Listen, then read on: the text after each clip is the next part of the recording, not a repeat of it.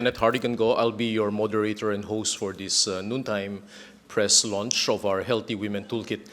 Just as a reminder to our friends from the press and media, when you want to ask a question, please identify yourself, what agency you come from, and then we'll pull some of the questions together during the open forum and allow the different panelists to answer those questions, to, mindful of the limited time we have. Okay? Right, we're just waiting for a couple of our resource speakers and panelists to join us, then we can begin. Salamat.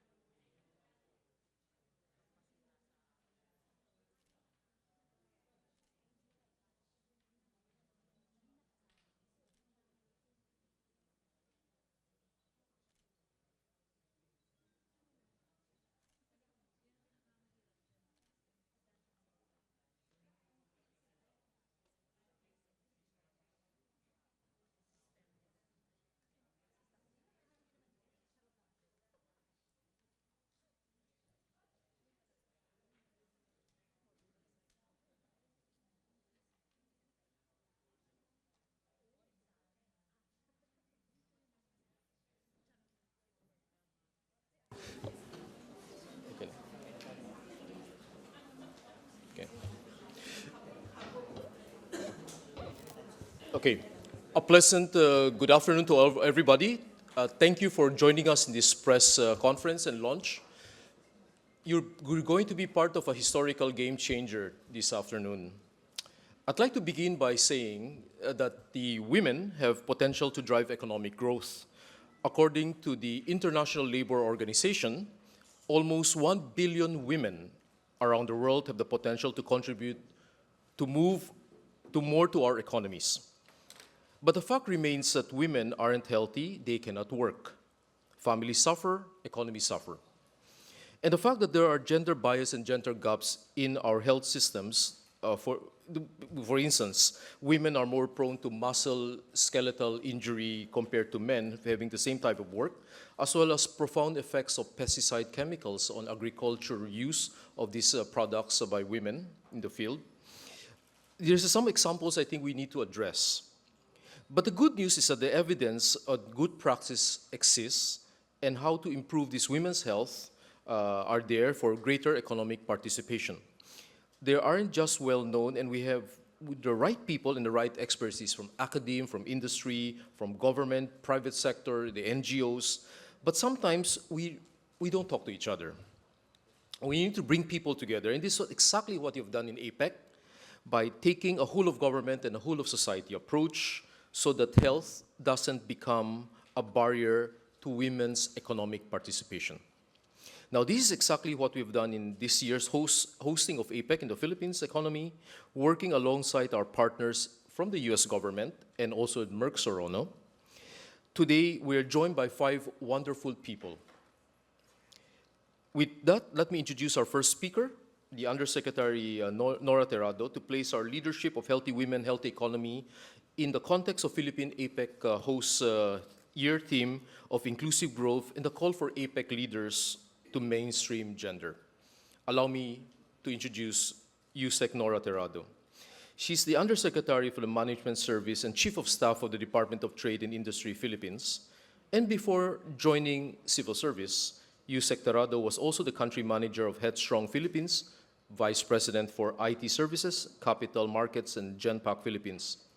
As a pioneer for ICT and industry leader in the Philippines with a solid track record for leading successful change programs for global clients, she has made solid contributions in the ease of doing business. She is this year's chair of the APEC Women and Economy Fora and among the 2014 100 influential Filipino women. USEC Terado, you have the floor.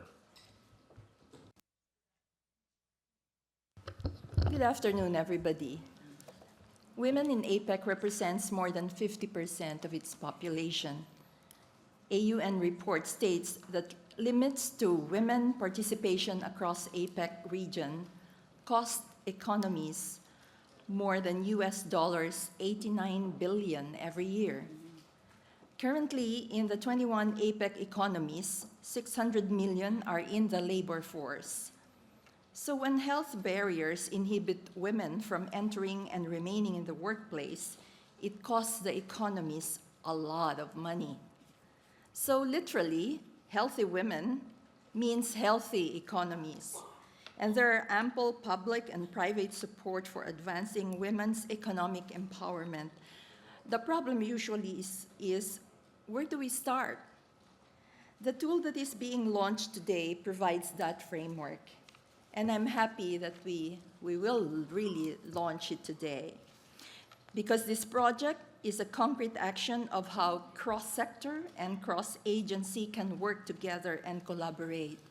In the Philippines, I'm very proud of the collaboration of the Department of Trade and Industry and the Department of Health in pushing this project forward, and we have made significant progress in working with the private sector and with APEC member economies to realize our objectives of concretizing into action the consensus we reach in various APEC fora, and for making women as really prime movers of inclusive growth. Thank you. Thank you very much, USEC Noya. The next in our panel of esteemed resource speakers is Assistant Secretary of Health, Pauline Ginubial. She has an illustrious career rising from the ranks in the health sector to senior officer of the Department of Health, having started her public health career 25 years ago as a rural health practitioner and volunteer in North Cotabato. Many years later, she's, as I said, rose up the ranks and held various important programs in public health. In 2008, because of her proactiveness, diligence, and commitment to recognize public health programs, she was appointed Assistant Secretary of Health in April 2008. She is also the founding program manager of the Women Health and Development Program, and for many years, our Department of Health champion for gender and development programs. Let us welcome Assistant Secretary Pauline Ubial for her short remarks. Thank you, and good morning, everyone. Indeed, today is a historical moment for all of us.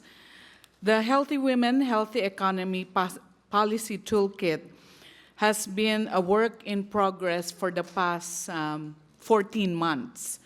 We started discussions on this toolkit way back in the APEC 2014 in Beijing, and it has undergone several workshops that were hosted by the Philippine Health Department, the U.S. Health Department, and also a very active partner, private sector partner, Merck Serono.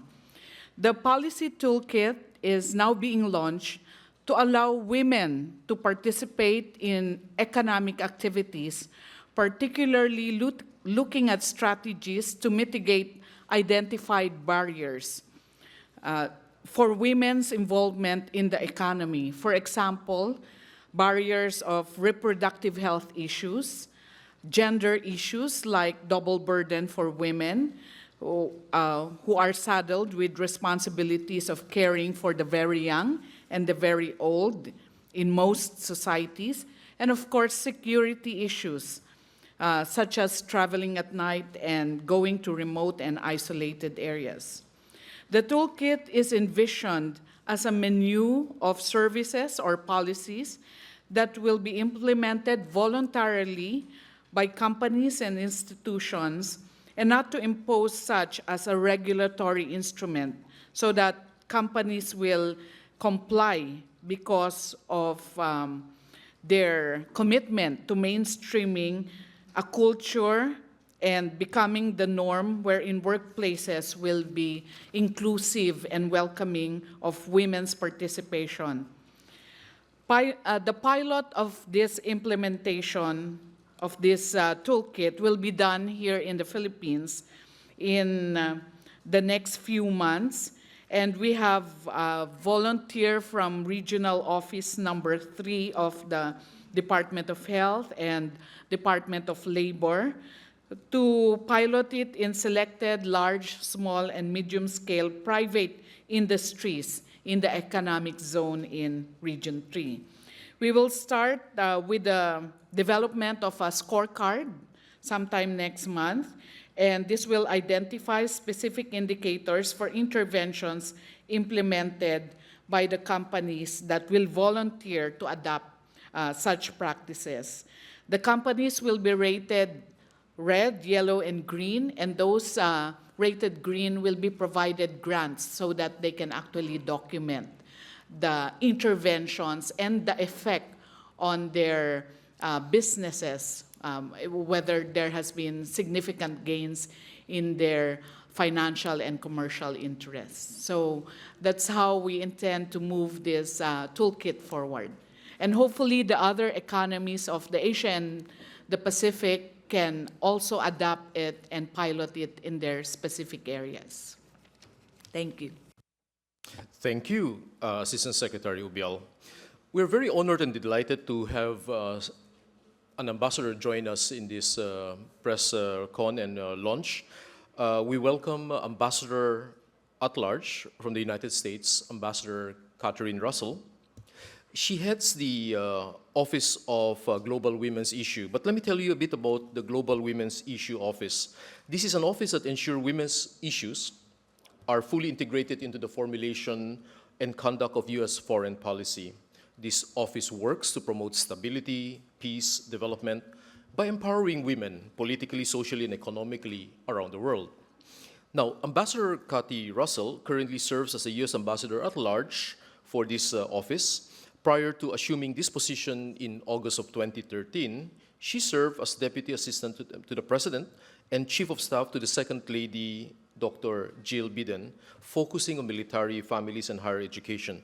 Now, during her tenure in the White House, Ambassador Russell coordinated the development of administration strategy to prevent and respond to gender-based violence globally. Let's welcome Your Excellency, Ambassador Russell. Thank you very much for that very kind introduction. And I'd like to thank our hosts here for just their really warm welcome and their great hospitality. And let me say first that I am very glad to be here on behalf of the United States. And we have a tremendous delegation, all of whom are sitting here with us today, and I'm grateful to them as well. We are very proud of our work with the Philippines and our other partners here today and the excellent people that you'll hear from on this panel to champion the issue of women's economic empowerment broadly and this toolkit in particular. Our support of the literature review that informed this initiative is just one of countless examples of our longstanding commitment to gender equality. The United States believes that women are entitled to the same rights and opportunities as men. And yet, in every economy around the world, including my own, this is far from a reality for women and girls. We also know that advancing gender equality is in the strategic interest of economies and good for companies' bottom lines. The data make clear that when women do better, communities do better, businesses do better, and economies do better as well.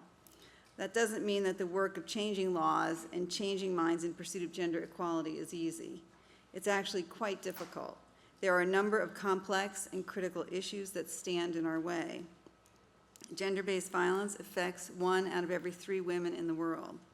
Access to health services and education remains steep challenges in many places.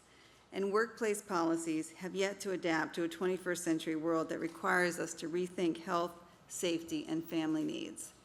But we know that if we address these challenges, so much is possible in the way of advancing economic growth and sustainable development. The United States has seen firsthand how doing the hard work of empowering women and girls changes our economy for the better. We've seen how a comprehensive approach to gender-based violence, one that brings policymakers, healthcare providers, police and prosecutors, and survivors to the table to work together, can make a huge difference in how society views violence against women. We've seen how 21st century workplace policies like paid sick leave and parental leave can empower women and their families, which is why President Obama has done all he can to provide more paid leave for federal workers when they become parents. It's also why he hosted a summit on working families last year to bring together companies and civil society to tackle this issue. And we're excited to see how President Obama's signature health care law, which has specific benefits for women, will promote healthy women and healthy economy by improving women's access to quality health services. That is not to say we have it all figured out. Everyone in the United States, from government to civil society to the private sector, understands that we have plenty of work to do in our own economy. But we know how important it is to share what we've learned and to be part of a collaborative effort like this one here. This is the first time we're seeing cross-collaboration between 3 APEC working groups. And that's so important because women's economic empowerment cannot be a standalone effort. It needs to be part of a broader strategy as a region, whether we're working to promote health, grow our economies, or tackle climate change. Today is proof that the APEC economies understand that gender equality is mission critical to all of our goals. We're no longer asking why it's important. We're on to the next phase of addressing how we actually achieve equality. And the toolkit we're launching today is really a critical part of that work. But this is just the beginning. This tool won't make much difference unless we all use it. And so I encourage everyone here to make the most of the toolkit. Share it with other ministries in your economy or other leaders in your company. Think carefully about how these ideas and best practices to empower women can be used wherever you're working. And then let us know what you're seeing on the ground so that we can better understand where we are in the road to progress and how we can best move forward. So thank you all very much for being here. Thank you for your efforts, and we look forward to this conversation. Thank you very much, Your Excellency, Ambassador Russell. Next in our list is a physician before joining the industry. Dr. Belen Garijo has a 25-year, wonderful number of years in the career in the pharmaceutical industry.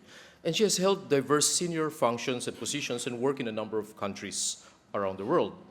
She has worked in R&D, which is research and development, for 8 years, initially as a medical director for Abbott, and later moving into leading medical affairs. She has then progressed to other industries, like other companies like Ron Polanc Rohrer, and then joined the Sanofi Aventis Group as well. In late 2011, Dr. Belen Garijo joined Merck Serono as Executive Vice President, Chief Operating Officer, serving as a member of their Pharmaceutical Executive Committee. But in the year 2013, she was appointed President and CEO of Merck Serono. And we would like to welcome you to join us and say a few words about this project that we're doing. You have the floor, ma'am. Thank you very much for that kind introduction, and thank you for inviting me to join this very important event, the much anticipated launch of the Healthy Women, Healthy Economies Policy Toolkit. Here today, in this room, we have a representative from the APEC Economies, we have representative from academia, NGOs, and obviously the private sector. And obviously, in such a multi-stakeholder approach, we may have different perspectives and even different goals. Yet, regardless of our background and our position, we share a passion for this project, and we share and agree that helping women enter, rise, and thrive in the workplace is definitely the right thing to do, and that's why we are here. And most importantly, is the right thing to do, and it's critical to fulfill the economic potential of our respective economies and our organization. Under Secretary Terado, the Assistant Secretary of Health, Ms. Ubial, and Ambassador Russell presented a wonderful perspective already on the Healthy Women, Healthy Economies initiatives, and I will only add a few points. First, to say that there is a real need to narrow the existing gaps in the understanding of the relation between women's health, participation in the economy, increasing participation of women in the economy, and economic outcomes. The new opportunity we have today to define gender-balanced health policies and support implementation of all these bodes really well for the building of inclusive economies into the future. And I believe that in this context, the Healthy Women, Healthy Economies Policy Toolkit fills a gap by putting the global good practices and evidence in one place, using a very systematic framework, providing a menu of options to economies, businesses, and NGOs to address women's health from different perspectives. So Merck is very honored to have worked with the APEC economies, and in particular the US and the Philippines governments on these Healthy Women, Healthy Economies initiatives. Obviously, the work that we have done is bringing to life something that is very concrete, and this is a very important step in the implementation of the initiatives. Clearly, something that I would like to highlight is that with the increasing complexity of the world and the topic itself, the collaboration between the public and the private sector is very critical to solve these kind of problems. I'm very proud of the collaboration that took place to make this tool happen, and I would like to congratulate the teams from the different sectors that I mentioned before that have been working day to day in making this happen. I believe something we need to highlight is that, as I said before, we share a passion, we share a common vision, and most importantly, we have been able to put aside potential differences and be very factual and evidence-based on our common goal of improving women's health, and put that at the front and the center to be able to succeed together. I also would like to stress how important women's health and increasing female workforce participation is for the private sector. Gender diversity in the workplace has a positive impact on our bottom line, and more everybody believes that, and it has been studied by different people, and there is a recent study by Gallup that concluded that women offer important market insights and viewpoints that support business competitiveness, and obviously without getting into any polemics, I would say they are very hardworking. Moreover, the private sector is nothing without its employees, and for a company like Merck, women makes half of the potential workforce.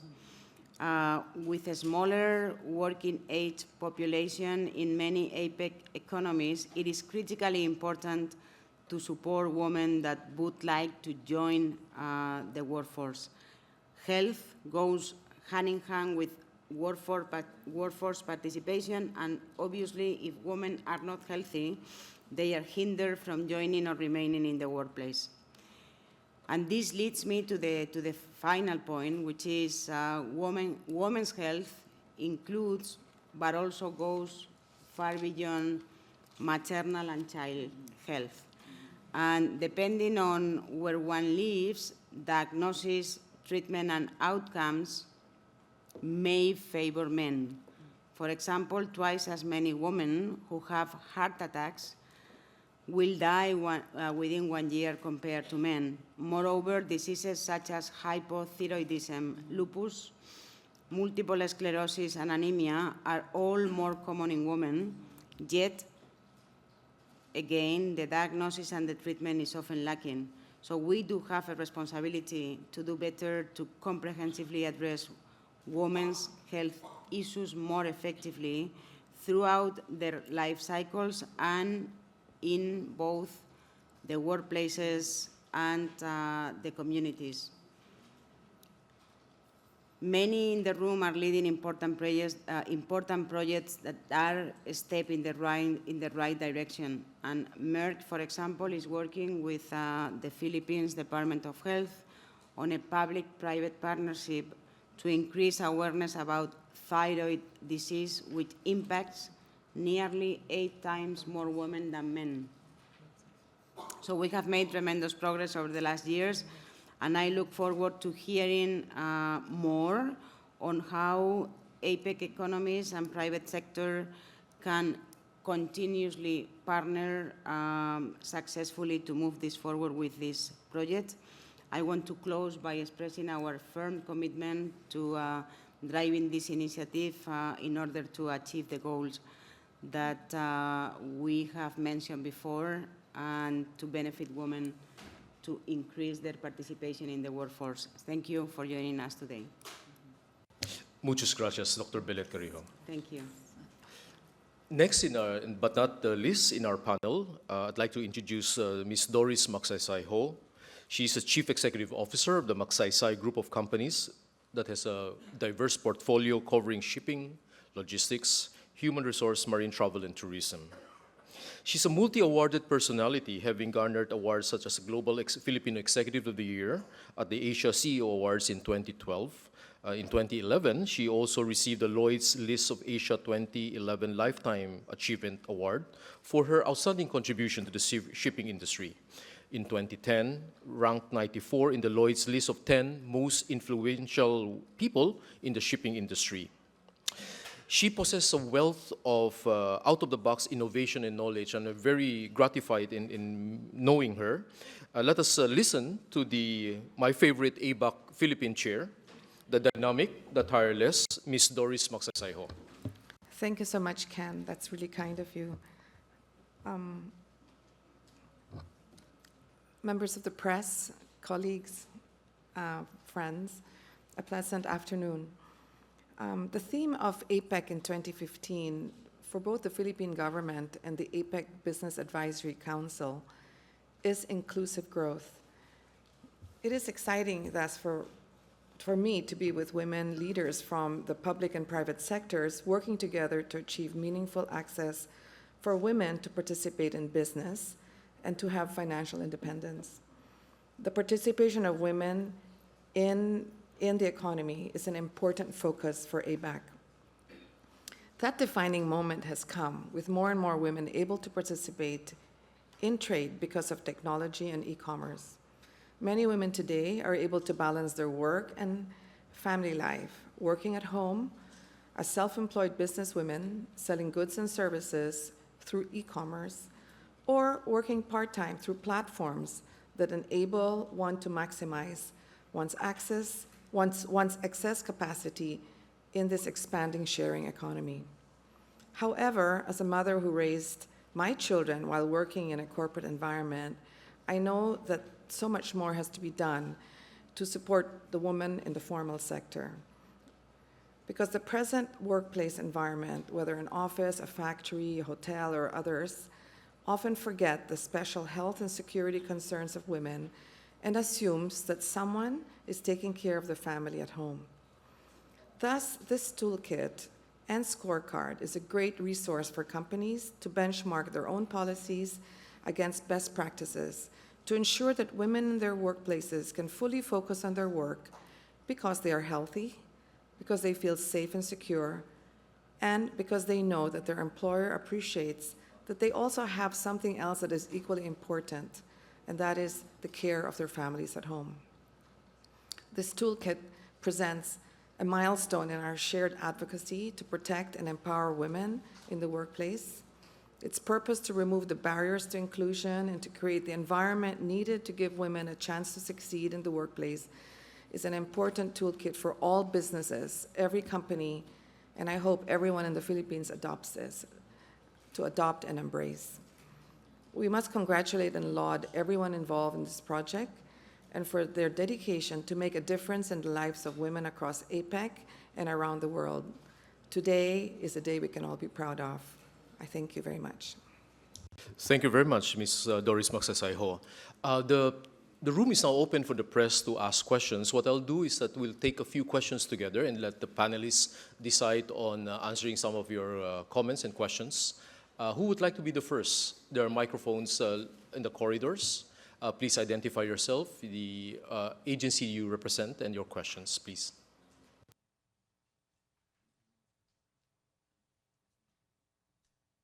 I guess we're standing between them and lunch, so. All right, if there are no more questions, I think we can call this, unless you want to have some parting words to add to what you just said. Anybody from the panelists? Yeah? Okay. Yeah, yes, please, Ambassador. First, again, I would like to thank everybody who was involved in this and just make a very simple point from the perspective of the United States, and that is that we want and need women to participate in the economies of these countries if countries are going to do well. The only way that will happen is if women are healthy. And so I think this toolkit is incredibly important, not just to the women themselves, although that in and of itself is laudable, but to their families, their communities, their economies. And I think we've all done just a tremendous service to women here, and I am grateful for the work that was done. And so thank you very much for having us here.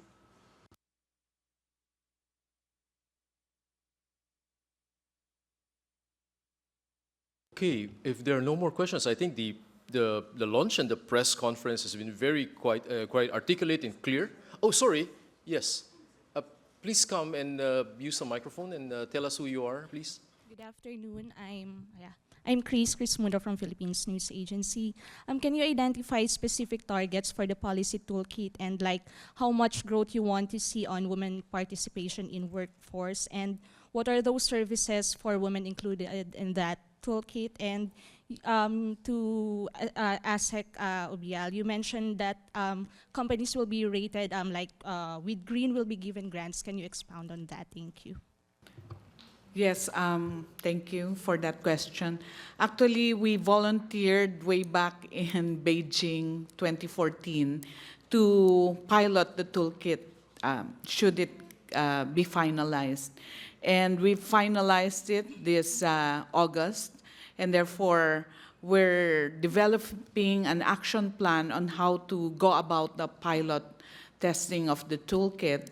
So one of the things that we're discussing with the Regional Health Office and the Department of Labor and Employment and Department of Trade and Industry is how to go about actually asking some of the private sector partners or companies in the economic zone in Pampanga to actually adopt the toolkit in a form of a scorecard where they will identify specific interventions. And the agencies like Department of Health, Department of Labor will actually give points to these companies that adopt certain practices that are identified in the toolkit. And if this is voluntary, all on a voluntary basis.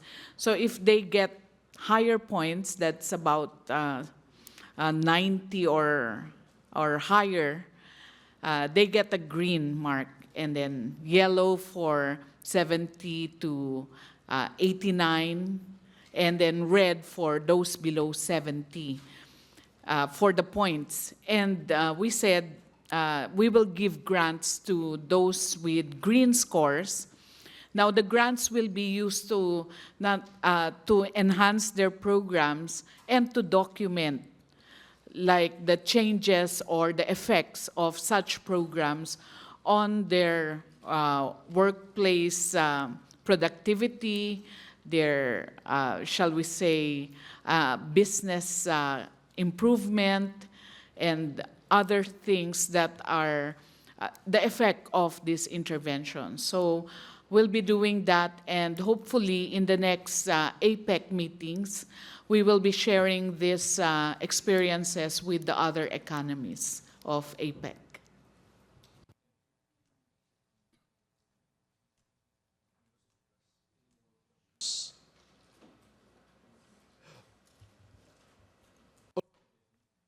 We'll then thank the meet. Yes, okay, please. So remind Hi, us good who you are, morning. please. I'm Sarah Fabuno from Manila Standard. I have two questions. One is I would like to address my first question to Dr. Pauline. You mentioned earlier about the pilot testing in Region 3. You said that after that, you will assess the financial gain. Do you have any projection how much financial gain will make if this toolkit policy will be implemented in the workplace? Actually, in developing the toolkit, the U.S. Health Department actually did a literature review. And there has been evidence already that is available for us to actually show that there is a significant, shall we say, improvement in terms of economic as well as other collateral benefits for involving women in the economy. However, this particular grant will document the use of the toolkit itself in the industry so that it can have these benefits documented. My second question, I would like to address to Dr. Belen.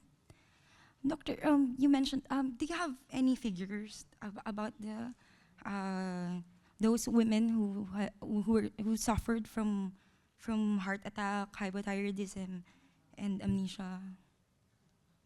Do you have any figures on that? And what is the... So hypothyroidism is very highly prevalent on women. I couldn't tell you exactly the prevalence here in the Philippines. 8.9% of the population in the Philippines is suffering from hypothyroidism, and around 10% is, I believe, the global prevalence of the disease, or the prevalence of the disease in the global population. So it's more or less in that range. Yeah. not here. Worldwide, yes. Worldwide, the total number of patients is around 300 million patients. Women suffering from the disease, women.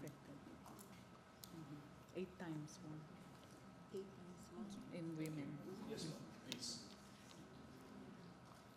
I'm Bernice from Manila Times. You mentioned about the double role of women, especially in the Philippines. You know, we take care of the family and then work in corporate or other informal jobs. But how does the toolkit exactly address this issue? Are there any specific measures that we can share? Is there a proposal for flexibility of schedule for women in the workplace?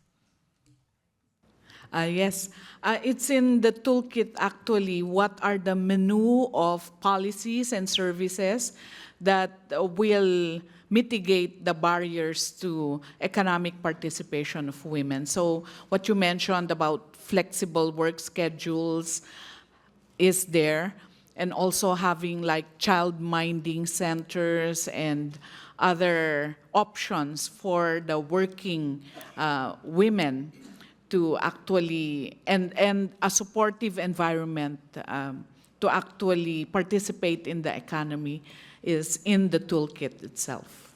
Thank you. The toolkit identifies 5 key areas, and I will enumerate them. First, workplace health and safety. Second, health access and awareness. Third, gender-based violence. Fourth, sexual and reproductive health. And fifth, work-life balance. So the toolkit provides that framework on how to start. So you previously asked about targets. That's exactly how to start it. Using the toolkit will allow companies to identify or articulate their vision, how much targets they want to do, and how to move forward using and identifying the priorities by which they want to address first.